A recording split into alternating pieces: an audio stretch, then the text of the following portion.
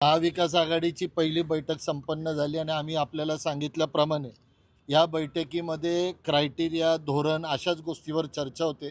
त्यामध्ये प्रामुख्याने 3 गोष्टीवर आमचं एकमत आणि फुल निर्णय झालेला आहे। तो पक्षश्रेष्ठींना कळून त्याच्यावर शिक्कामोर्तब करायची। एक तर भाजपच्या विरोधामध्ये जेवढे समविचारी पक्ष असतील त्या पक्षांबरोबर चर्चा करणे, जे फायद्याचे असतील, जे ह्याचे असतील त्यांना समाविष्ट करून घेणे। त्याचबरोबर एकदा जागा वाटप झाली त्यानंतर त्या एखाद्या उमेदवाराच्या अधिकृत महाविकास आघाडीच्या उमेदवाराविरोधात कोणीही एबी फॉर्म देणार नाही, ह्याच्यावर एकमत झालेलं आहे। तिसरं, इलेक्शनच्या अगोदर जी आघाडी राहील त्याच्या इलेक्शन नंतर सुद्धा ती आघाडी महानगरपालिकेमध्ये अबाधित राहील, या 3 गोष्टींवर एकमत झालेलं आहे। आणि त्याप्रमाणे उमेदवार एकमेकाचे उमेदवार कोणीही पळवायचे नाही। जिथं ॲडजस्टमेंट विनिंग क्रायटेरिया असेल तर त्या आघाडीमध्ये निर्णय होऊन तो निर्णय इकडचा उमेदवार तिकडं करण्यासंदर्भात आघाडीमध्ये निर्णय होईल, पण व्यक्तिगत कोणताही पक्ष तसा निर्णय घेणार नाही। या 3 गोष्टींवर आज एकमत झालं। आता त्याचबरोबर जाहीरनाम्याची एक कमिटी, त्याचबरोबर प्रचाराची एक कमिटी, या सगळ्या गोष्टीची एक कमिटी आपण स्थापन केल्यात, जे उद्यापासून रोज बसतील आणि महानगरपालिकेच्या तयारीला लागतील।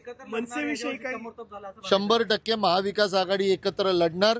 त्याचबरोबर जे समविचारी पक्ष येतील त्यांच्यावर चर्चा करून पक्षश्रेष्ठींच्या कानावर घालून त्यांना समावेश करण्यात येतील। मी आपल्याला तेच सांगितलं, आता ही महाविकास आघाडी पक्की असताना जे पक्ष आमच्याबरोबर येणार आहेत त्यांच्याबरोबर चर्चा करण्यासाठी त्यांचे काय मुद्दे आहेत, आमचे काय मुद्दे आहेत, त्यामुळं काय होणार आणि तो पक्षश्रेष्ठीच्या कानावर घालून भारतीय जनता पक्षाच्या विरोधामधले जेवढे मुद्दे असतील किंवा जेवढे पक्ष असतील त्या सर्वांची एक मोठ बांधणं हा त्यातला मेन मुद्दा।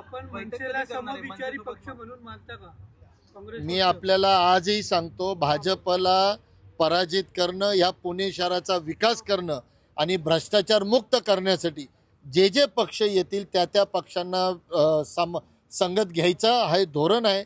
त्याचसाठी मी सांगतो की काही जर त्यांचे मुद्दे, जसं राज्यामध्ये एक मिनिमम प्रोग्राम तयार केला गेला होता, मिनिमम कॉमन प्रोग्राम तयार केला गेला, तसाच मिनिमम कॉमन प्रोग्राम तयार करून महानगरपालिकेच्या निवडणुकीला सामोरे जाऊ।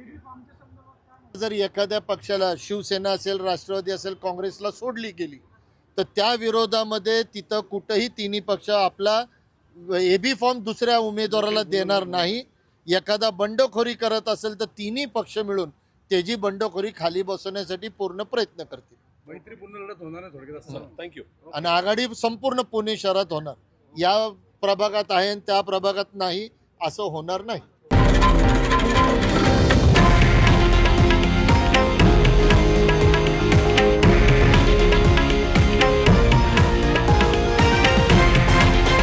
हे आहे देशातील नंबर 1 न्यूज नेटवर्क आणि आपण पाहत आहात TV9 मराठी, एकमेव।